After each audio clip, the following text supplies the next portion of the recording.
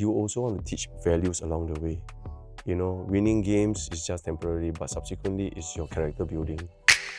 In the bracket of the top defenders, when you think of defenders like Maldini or who else? Cannavaro, Terry, Lim Tong Hai. No. And what about Man U? What do you think is who do you think will be the best centre back that you have? Okay, and that's all we have for today. We have a very special giveaway. Okay, so watch on and find out what we are giving away and how to participate. And welcome to another episode of the Any Other Score podcast. I'm Joel, and today I'm joined with PK and Cash. And forgive me if I'm struggling a bit because there's a good reason for this.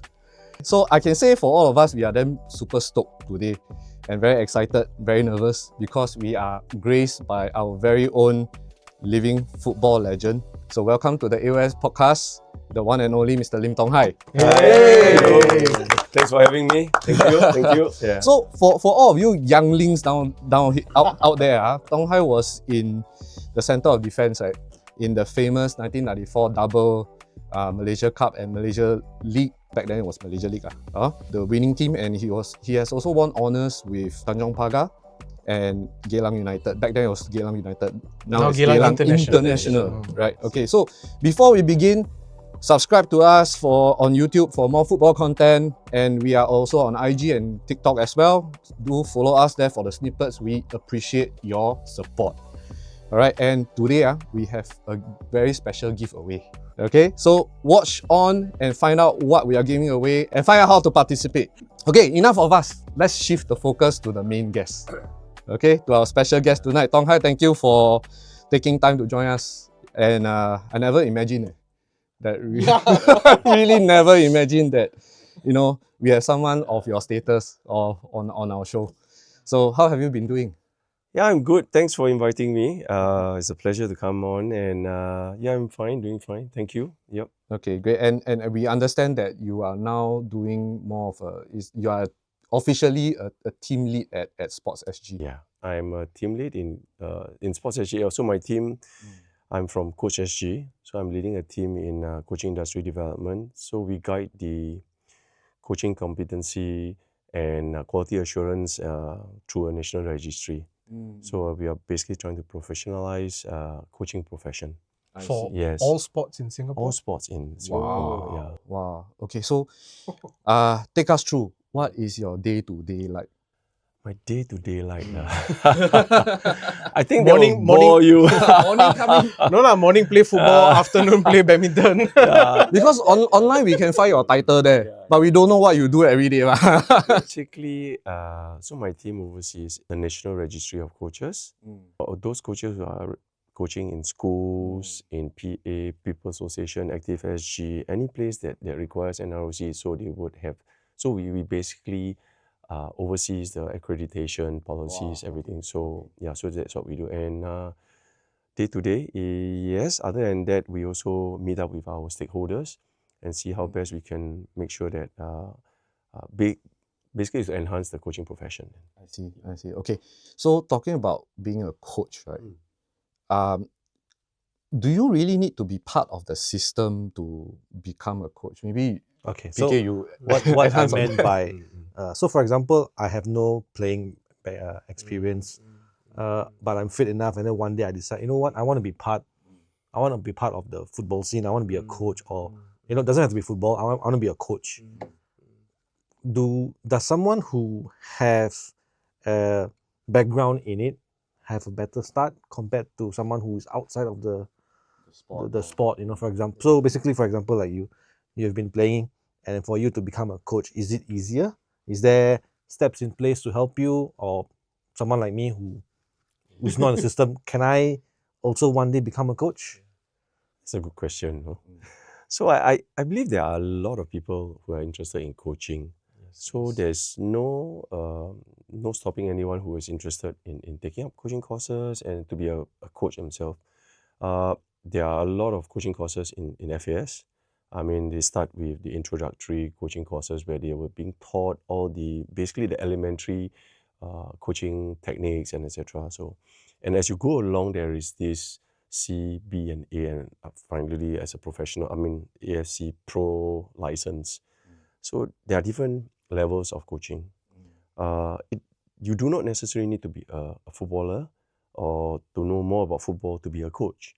I mean, we have a lot of coaches who do not start as a footballer but went into coaching.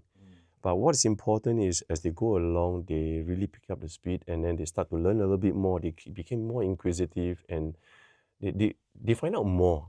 And actually, these coaches, they actually perform better because they may not necessarily, they may have lacked the experience as a player, but if they bother to take time to go and learn the trade, I think they will be in a better position than those who are as a player. Like seeing things from a very different point of Yes, view. yes. Exactly.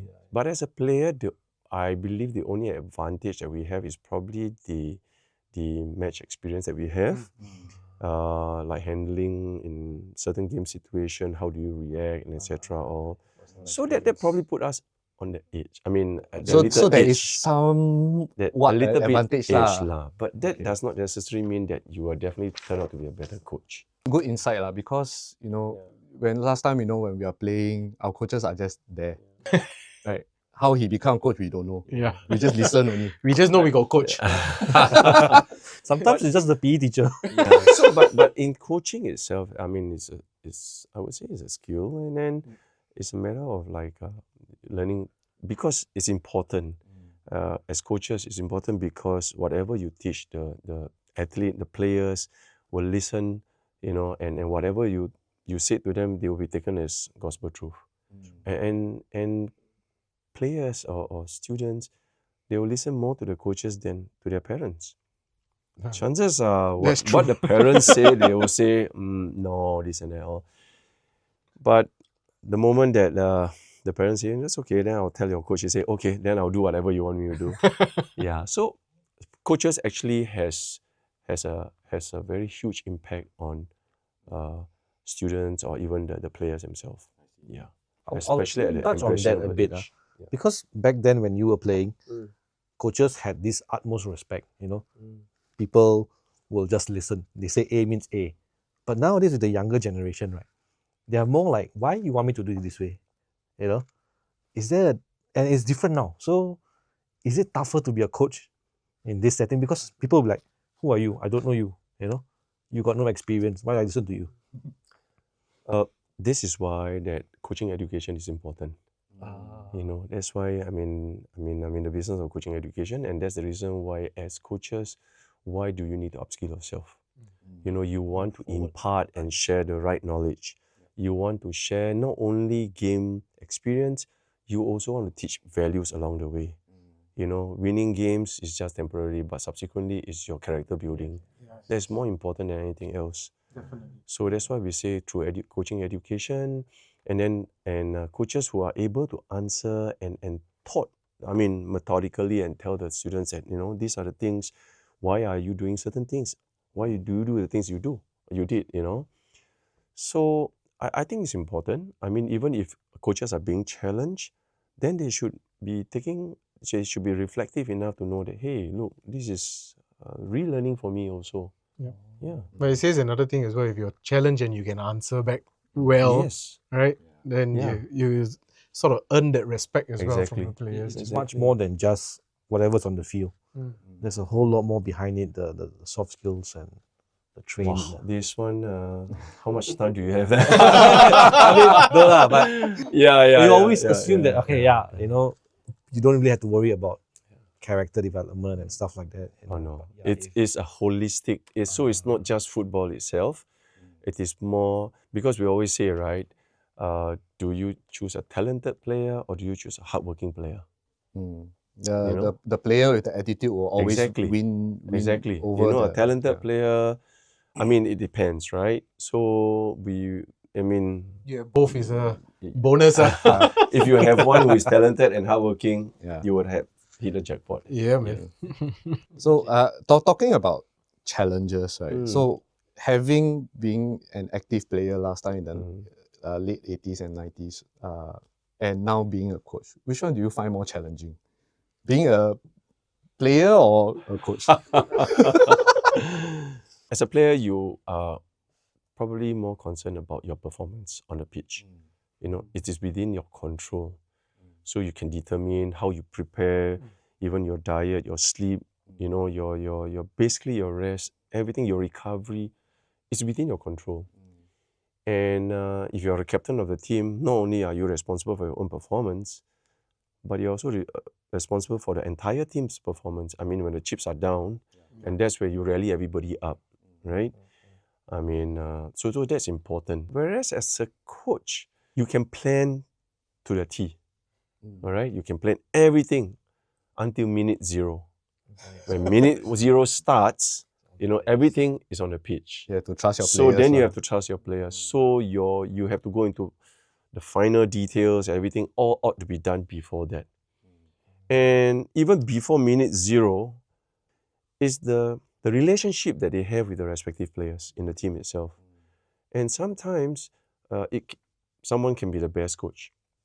But what happened is they don't really have any EQ in handling players. Man management still Man very management important. is so important because at the different level, at the professional level, or I would say that to begin with, when you're talking about earlier on the younger kids, their impressionable age, they are like sponge. Whatever you tell, they will soak it in. So it's important what we feed them and feeding them with the right knowledge and values. So when you're hitting at the teenage, impressionable age, you must pally with them. Yeah. Right? And you must be kawan with them, brother with them, but Yeah. we still maintain little the bit of yes. boundary. We say that, hey, look, I respect you, but the fact is, like what Kesh you have mentioned, you need to earn their respect. And when you earn their respect, everything goes smoothly. And if you come to a professional setting, so imagine when I was the manager and the coach, like then handling players like Alexander Durich. Do I tell Alexander Durich how? Do I tell Alex how to play? I mean, we are colleagues now. Do I tell him how to play football? So it's man management. That would be interesting to watch. Yeah. So it's man management. So it's getting the best out of him. So it's like I'm a Liverpool fan. It's seeing the club in you and how you actually squeeze a little bit out of an average player to become a good player. And that's important. I mean, that's why I say sometimes championship are won because of the coaches. So you're asking me whether the difficulty of handling players. I mean, there they are. So there are different strokes for different folks. Yeah. So we talk about, you know, the young players and all that, right? And also, you know, going to the coaching aspect, there's the tactical part, physical part, and also the relationship part, talking about EQ. There's also the one topic that is very, very hot nowadays, the mental aspect of it. So there's a lot of mental health issues with sports people. And is that something that, you know, the coaches also need to jump in and help the athletes with? Oh, that's a very tough question. I was introduced to sports psychology only in 1993. So we don't know what sports psychology is. It's very new to us. But I think right now we also understand that kids nowadays or players nowadays also they face a lot of other pressures, not only just on the pitch but among others. At home also maybe, yeah. But that said, we sometimes as coaches we also don't profess to be mind reader. So we basically need to manage it very delicately. And then should there be any of these kind of issues, probably sometimes we will then defer them to probably the professionals. But at the same time, as coaches, we need to be able to sense when something is not right. You know, when players coming in with a kind of training mood, and then you should be able to identify if there is any signs and symptoms, and then sometimes whether they are not eating well or whatsoever. So these are the early detection that if it will be good if you are able to see it, identify it, then if you think it's within your control, within your expertise, you can render some help. Are the coaches necessarily equipped to look out for these signs and symptoms, or it's Uh, just a feeling? Or there's no hard and fast rule? There's no hard and fast rule. Sometimes There's no you hard just and have fast to rule. use your Yes. gut Trust your feel. gut, lah. Sometimes, yes, it's just the gut feel that you have. I Because mean, sometimes you know the we player. so we are trained technically, tactically, even in sports science. But mental thing, I think we sometimes you never know someone players who are going through some trauma or difficulties or crisis in their life. You never know. So what is important, I think, as coaches, it's important to see sometimes you check in with the players and maybe just to pull them aside. Should you see like you sense something that is something off, it's not right, pull them aside and then have a chat with them. And that's where I mentioned earlier on the relationship has got to be there. And sometimes people tend to talk to coaches more than they do their own parents also, Exactly. right? And sometimes you Yeah, don't yeah, know. So it's important. I mean, when I was in, maybe I just share a bit of story. When I was a senior lecturer in ITE doing physical education. So a student came up to me and I said, hey, I haven't been seeing you much in my class, May I know if there's any issue? So I was really taken aback when he shared something like to me. He said, sir, what is important is getting food on the table more important or study right now? It just hit me so badly. I say, yeah, I'm from a single parent family and I'm the sole breadwinner right now. So that really hit me, and then I just say, okay.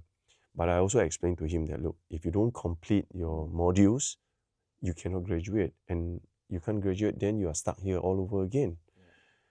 Then he said, I'm working through midnight. And then, so I'm working through midnight. So, and I sometimes I may come late. I say, what's important is for you to show up. So at least I know you are present, So when he came, then subsequently I say, that's all I asked for, And if you can participate, that would be great. I think it's part of your physical well-being.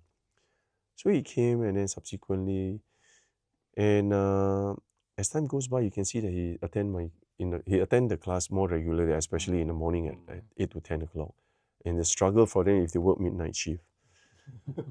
Yeah, so that's what happened. I mean, so what is I wouldn't know if I don't ask. So it's important that we see, we identify, we ask, be aware.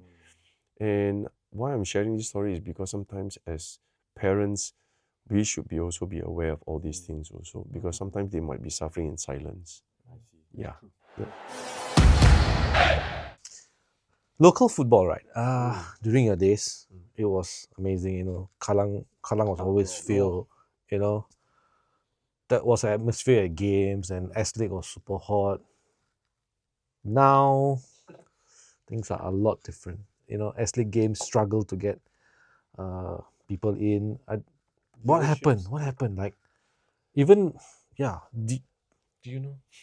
I wish I have a crystal ball. I can tell you a little bit more on that. Having said that, I think during my playing time, my era, or during the 90s, we were always compared with Dola Kasim, Kim Song, Raja Gopal, Surya Muti, Samad Ali Biche. All these are legends, right? And we are always being compared to them. And whenever it's exactly the same thing that's happening right now. And they say, back then, we have Dola Kasim, we have Samad, all. And they say that they are brilliant, and we acknowledge that. And so what we did was we had to craft out, our own identity, and we play to our strength. And in 93, 94, it was fortunate that that we won. We managed to win, like what you say, doubles. And sometimes it does help when you win. And then that's where the interest grew. We talk about Kallang Roar back then. The fondest memory inside there where people are still selling keropok, drinks, everything, man. Wow. walking around. I remember the old national stadium where you You all don't get that anymore already. So, and it's open, And if it's worse still when it rain, everybody is just sitting down there. Can you imagine a fan sitting down there? Rain, there's no lightning alert, everything. You just play through the rain. Yes. So Get one. so having said that, there's always comparison and currently our current state, then they will always be compared to To you all lah. to our time and perhaps so there's always different era and games are so different right now. So back in Song's time, Samad and Dola and what have you there, and their games are much simpler and a lot of them are all very skillful and etc. Games are very different. And our time also different. But right now if you look at it, it's so fast. It's so fast. It's technology, everything is data driven, and if you look at it, every time pub they come and they will tell you, they can actually analyze how often the attack is coming from the right or defensive, how many clearance have you made. So much technology is involved. So And many they are informed. statistics. And that helps. That helps in the game. And everybody is moving towards that. And in fact, not only that, also physical abilities.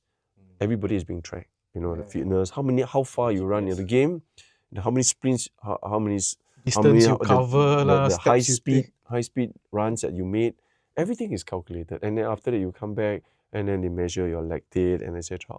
All this and recovery. So it's a very informed game right now. It's a very tactical game. And we just have to cope with it. And Versus your course. time is more on feels. yeah, I would say so. And instinct, and Instincts then the and gut coach's eyes and etc. But then, do you then think also that with the emphasis so much on data, that you sort of spoils it a little bit? Like you remove the instinct element altogether. I To some think extent. it helps in the game. It's just a matter of how you use the data to your advantage. So it's just a matter of utilizing whatever you have there and then analyzing what is the strength and weaknesses of the opponent, and then you play to your strength. I mean, no point, right? There's a wall there and still go and bang your head there, right? The defenders are tall and good in the air and you still pumping air balls inside. Basically, different techniques. So basically, games are very, very different right now. Playing at high speed also. Yeah, it's very tactical. I want to know something. You just touched on the National Stadium, which has been demolished. I think all of us love the National Stadium. Right? Can you walk us through how was it like? Because all of us have never experienced to walk the tunnel. walk out with your team, especially when you led the team. How With the roar and the cheer. how did you feel? How did you feel? Because it used to be full stadiums. Before the game, it's basically preparation for the game itself. And in the game itself, you don't just go in and just basically of course everybody do preparation, mental preparation, everything. So in the game itself, you would know, you have gone through the game many times. You would have analyzed and you have visualized this is the situation, how do you react, etc. And likewise, in front of this 55,000 crowd, initially it's quite, it is daunting, yeah. And as you go along, then you will adapt to it, and then you start to, understand, and then you start to learn to, at times, learn to shut up. Yeah, and that is important because once you're on the pitch, as much as possible, we need to learn how to shut out, and then because sometimes one wrong pass and you get all the jeers, and it's how you react from there. How do you recover from there? And if you manage to score and this and that, how do you use the fan to your advantage? The cheer and etc. and you pile on the pressure on your defenders. I mean your opponent.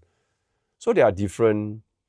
I would say that there are different. How do you adapt to it? And walking through, I mean, especially when you're walking out back then, of course, the feeling is immense. It's huge. I know, especially when you walk out Goosebumps. with the crowd. It's like everything are nervous, goosebumps, everything. everything. And, rush of feelings. hopefully, and then after you have made the first pass, then you will know whether the game will do. Then you will know how the game will go, because that's where your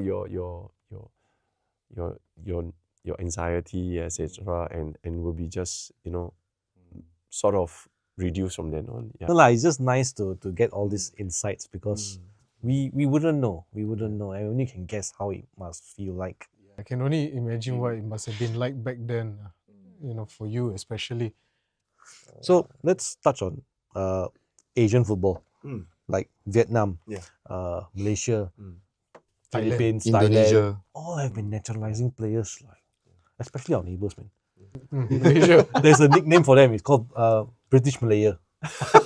Because their squad, I think, had like 5 or 6 British nationals, and then they have like a Spanish contingent.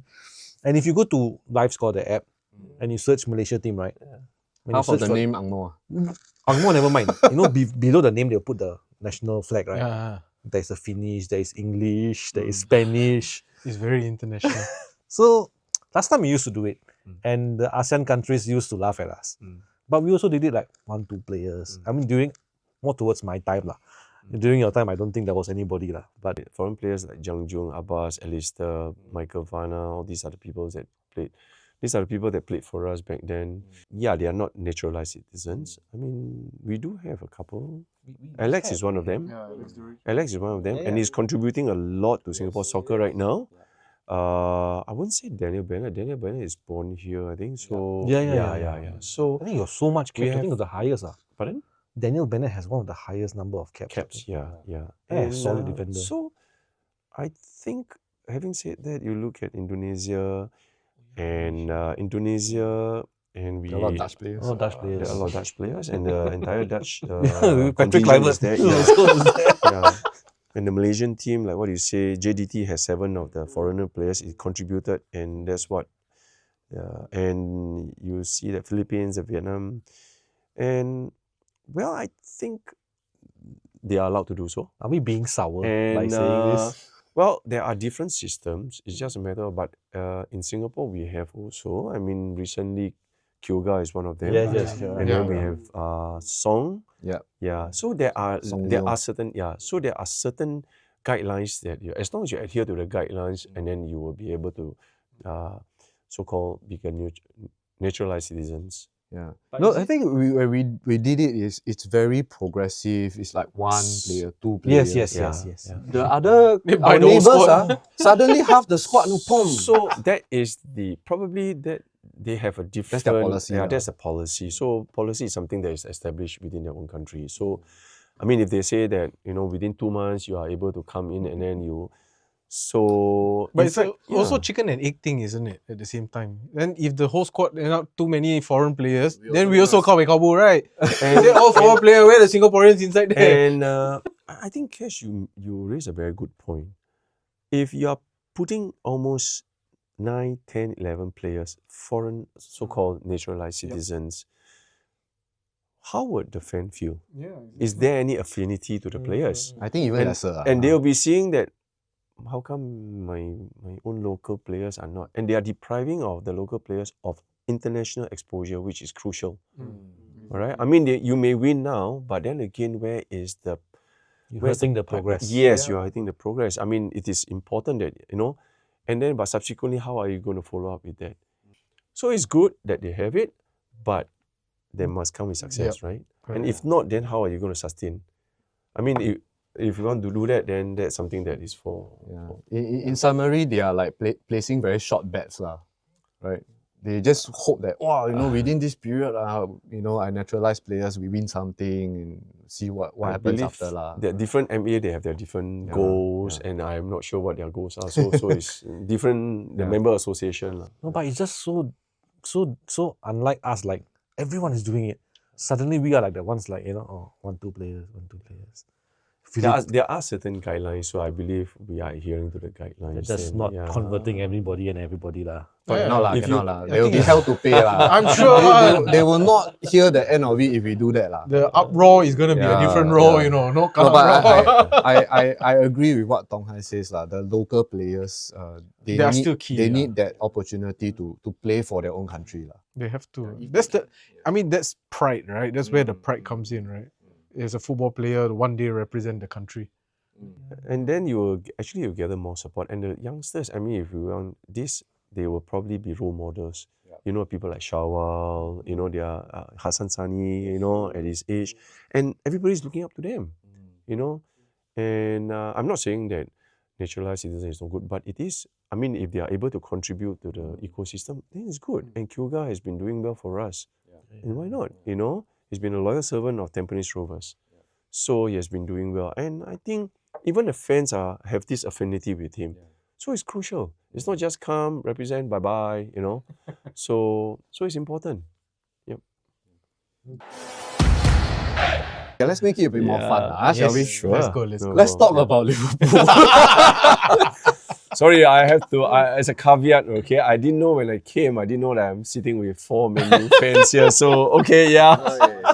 But don't worry, we are non-toxic. I know. Okay, so Liverpool, right? Yeah. They have signed, I think most recently Florian Wirtz. Yeah. For 100 what? 100 A lot of money lah. I don't know. Like, 116 million pounds. ridiculous amount of money. Yeah. So, what are your predictions for Liverpool in the coming season? What are my predictions? If I predict correctly, then I'll be 21. going to- 21 titles. I think it's not so much of the title. I think it's more so the consistency of the game that they play, and having added currently they have Frimpong, they have Words, and then Then you got Kukes also that's joined. Kirkes, and then they are still looking. I think more importantly is the stability of the team. Having new players, you added firepower does not necessarily mean that it'll be the norm like how you did last year. The expectations are very, very different. And you've got quite a few key players that are Leaving outgoing as also, well, right? you have Trent left, Trent Real, and then potentially a fourth. Konsa has Konsa gone for gone. Bayern, Yeah. Leverkusen, and a couple. I'm not sure whether Robertson is staying. Robertson and then, also slated to leave. as well. So that's it. So Slot probably will have the balancing act on how to manage the players' expectation. So you can't possibly be getting all the players in and putting them on the bench, right? So likewise, I mean, it's a bit challenging. So it's just a matter of how to provide them enough game time. So having said that, you look at Simikas. He said that, look, I rather play a 20 odd games in Liverpool rather than play a 40 odd games as a first team player in other team, because of it is the culture in the team itself. And it's important because you can see that the culture is pretty strong. All right. And that happens in a couple of years ago, the same culture happens in Man City. All right. And your earlier days, you're talking about Man United, you talk about Red Devils when they won the treble, or the culture when you have the Neville brothers, Beckham, everybody is there. You can see that they are impenetrable. It just can't break. You know, it's like, you know, you're going to Old Trafford, it's like, oh my God, that kind of thing. So every team has their different, success period. So if you look at it, Chelsea has a fair amount of time. And so as you go along, what is important is consistency and how long can you keep this going. Notice he didn't say Arsenal. Or Spurs. Spurs just want No, something. not in the category lah. So, I mean, Arsenal, to be fair, they did a fair bit. I think they have been getting players to come in, etc. All, and They're quite consistent. Consistently second. Okay, but okay. So share with us a bit more. Why Liverpool? wow, when I was younger, but I believe I'm much older than you all. Yeah, of I course. know, I grew up watching you. Yeah, yeah. So why Liverpool? I've got no idea when I was. Now, what was the thing that made you choose Liverpool? I don't know. Say, When this is I my watched club. Liverpool, they were not winning. Yeah. They were not winning. I'm not sure when. It just happened that we only watch it like once every Sunday in the morning. They call it the Big League Soccer or whatsoever. They will gather snippets on a Sunday morning. Then they show 1 hour for like whatever games that has happened on Saturday night. And then they will televise it. They will compile it and they will watch it on Sunday. So we will watch it, you know. And Because of course, I would assume your time when you were watching them, it wasn't the English Premier League, what? no, it's not English. Right. It's the old It's the first division. Yeah, Division that's what one. I don't know. the title of the show is called B-League Soccer, so I'm not sure whether you can identify with it or not. You know, No. it's like By the time I can't. our time is already So English Premier there League. is Yeah. there is no live telecast. Yeah. Whatever you see is a compilation of the games the night On before. newspaper. Or newspaper. for the Newspaper, matter. yeah. Ours was newspaper, new paper, in The fact. newspaper. Newspaper, Yeah. yeah. So that's all the information that we get, and the little time that we have is through TV. It's not now where you just pick up the phone. You can You watch can again. watch it live stream. You know, you can watch everything, and it's instantaneous. So, it's very very different. So then there's this expectation of what is going to come out, and this and that. Or you look at it, you don't know the results, and Just hope. Yeah, hope. hope, Flip hope, the back page. yeah. Oh. So that's the interest, and that's how it grows, and then subsequently because of my interest in the game also, so my kids also now are Liverpool fans. Naturally. Has to be. If they were, Influence, yeah. if they were not, I think. Who's your favorite Liverpool player? Alan Hansen. Alan Hansen, the one that say you can't win with kids. So I like the way he play as a centre back, and I also. But if I were to say my favorite player would be Brian Robson. Wow. Yeah, Can my say that favourite one, player is Brian Robson. You heard it here first. And I like the way Alan Hansen played, but it's his leadership, Brian Robson. And if you remember, even despite a dislocated shoulder, he carried on playing. Yes. And that is the kind of fighting spirit that you want to have in a player, despite all this, injuries and etc. And he fight through, and really, it's a good. He leads by example. Very powerful left foot that he has. So I watch. So I admire good players. I'm not saying that but Brian Robson is someone that I admire. So Lim Tong Hai also closet Man U fan. Hey, you don't No, try and no, pull no, people no, down no. with you, huh? I had to do it. Okay, It's okay, it's how okay. about now? How about now? Like the current squad, who's your any favorite player? What I would say Recent. in Liverpool, I think my backline would be probably people like Van Dijk and Alisson. These are the key players, and then I think the backbone. When we talk about that, even to a certain extent, you look at McAllister. These are all key players. And this year, I think what transformed the team is probably that he plays Gravenberch a lot more. And Gravenberch You is talked probably about to it, me, Yeah. to me, I think Gravenberch is probably the turning point. And because if you look at it, his style of play in the middle, you can't predict. You don't know whether he's going back or he's going forward, and he's so he smooth. plays very differently for Endo. Exactly. Yeah. Endo is more of a defensive mid, whereas Gravenberch is he is able to cover he's the man the line before your last defense. Your And spreader then- also. Yeah, He's the Roy Keane. Yeah. yeah. So he's distribute and then he does, and he's key. He's key. And whereas McAllister plays a different role, and of course not forgetting all the forward fellas, but it's a team effort. I like you just brush off the forward fellas like Mo Salah. Salah. You know, Forward. never even hear his name at all. you know. I wouldn't say that, but you see, it's a team effort. Yeah, If you yeah. look at it, it's a team effort. And if you look at what happened was, even during Klopp days, their focus has always been, we take one game at a time. It has never been, I would like to reach there. It is important within the team itself, I would like to reach here. That's my outcome. Ultimate That's goal, my lah. ultimate goal. But we go it one by one.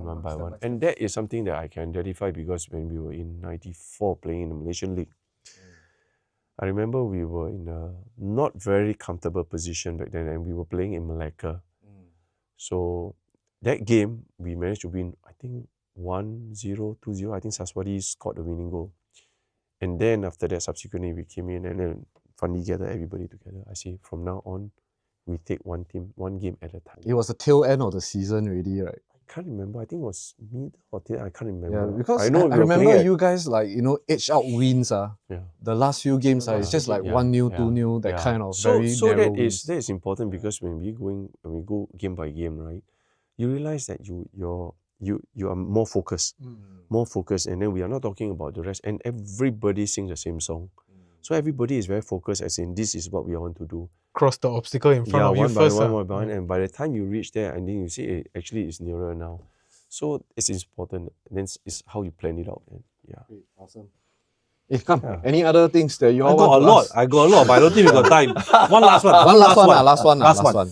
If let's just say tomorrow we drop you in Liverpool, you have to play one match, and you get to decide who's going to be your centre back partner. Would you take Van Dijk or Alan Hansen? I will take Alan Hansen. Alan Hansen? Yes. Is Van Dijk even close to? They are, yeah. But if you ask me whether Alan Hansen or Van Dijk, I will take Alan Hansen Any other day. And the reason is because I mean Van Dijk is a very good player. I admire his skills and his reading skills, but like what I said right earlier on, different era. I admire how Alan Hansen played, and then it's the way he controlled the game and etc. Whereas Van Dijk is facing is in a different era. So I still admire his style of play.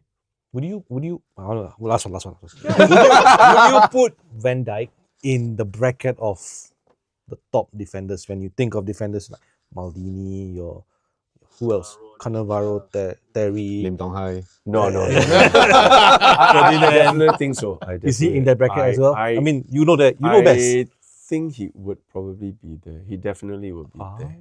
Yes. Hearing from the best defender. Yeah.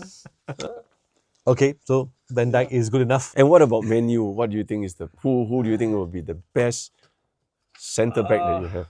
Okay, and that's all we have for today. That was quick to brush it off. No, but if you ask me, Man U's best centre back pairing, Rio Ferdinand, Vidic. No, but if you have to pick one guy, Yes. One. One guy. I think there's only one answer. Vidic. No, my answer is different. Yamstam. Oh, Yatstam. I mean, Mine would be a bit more old school. Steve Bruce. yeah, but I love Vidic. We'll see. Vidic was freaking Ooh. awesome. Don't say Martinez,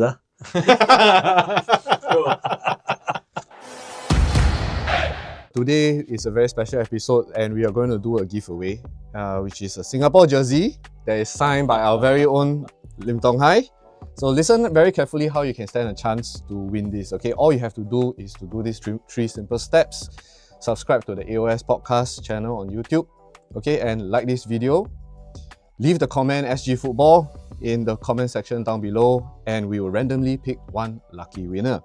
Okay, good luck. We've come to the end of today's episode, so thank you very much, Tong Hai, for spending that 1 hour with us. And Pleasure. yeah, so please remember to like, share, and subscribe. Your support means a lot to us and will push us to bring you better football content. Thanks for sharing the insights. I really hope that you had a lot of fun as we Yes, I did. do. I do. Yeah, I do. and really appreciate you coming and entertaining us with our questions. No, it's okay. Okay, so to the next episode, and good game, good night.